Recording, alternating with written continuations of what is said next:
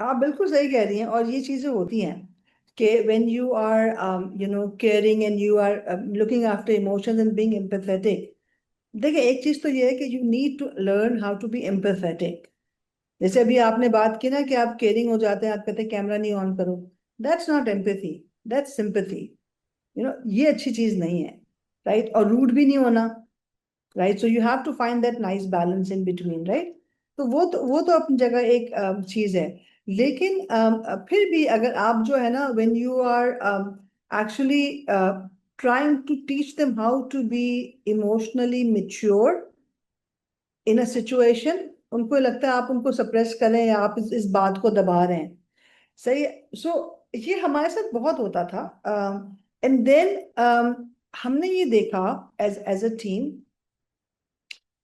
As partners, कि शायद हमारे पास वो लेयर्स नहीं है to reach to grassroots level and make them understand what we are thinking.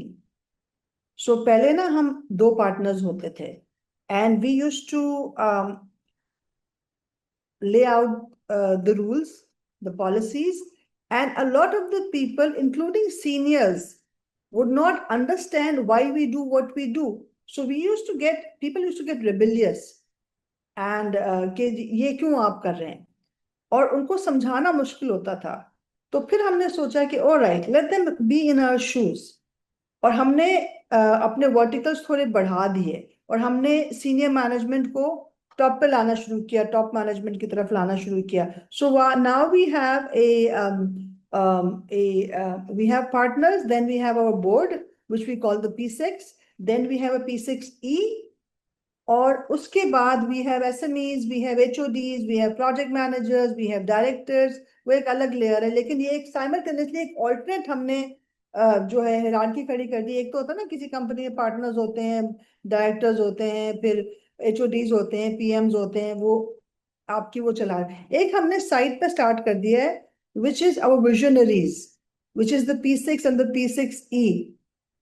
अब क्योंकि वो हमारे शूज में आ गए, अब हम जब उनको चीजें समझाते हैं कि why we think what we are thinking, so now that they are on this side the table, a lot of the time what happens is they tell us नहीं नहीं, ये तो ऐसे ही होना चाहिए, and we are looking partners, we are looking at each other and we're like, ये हम भी पहले बोल रहे थे लेकिन इनको समझ नहीं आ रही थी. अब जब ये इस साइड द टेबल पे आए तो उनको समझ आई है कि why we want to get things done this way.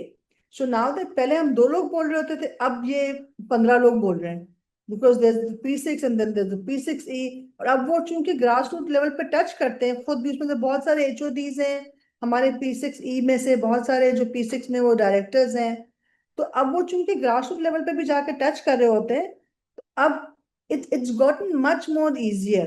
Making sure that our team understands why we do what we do has become so much easier because हमने अपने verticals change कर दिए हैं. इसी चीज में ये वाली इमोशनल इंटेलिजेंस भी आ जाती है, EQ भी इसी में आ जाता है, क्योंकि a lot of the times when good companies make decisions, they are based on what will work for them, their clients and their team. Because देखिए, सर्विस इंडस्ट्री में जो हमारी इंडस्ट्री है, because we do software development for the companies, सबसे important asset जो है वो हमारा ह्यूमन रिसोर्स है, हमारी टीम है. ठीक है. So when we make decisions, that's for business growth, for customer growth and for team growth. Okay. तो अब हमें बहुत आसानी हो गई है कि जब हम इस तरह के डिसीजंस लेते हैं and where they feel that there is some control coming from the higher management or from the partners, they also understand that we're not suppressing them. There's a reason why we're doing that. Okay. Because not everyone is able to come and reach out to partners on the top. और एक pinnacle बना हुआ है ना, वो layers पे हमने वो पिनिकल बना दिया है. अब वो क्या होता है कि हम यहाँ से ट्रिकल डाउन करते हैं, वो नीचे आता है और वो चीजें जो है ना नीचे तक चली जाती हैं.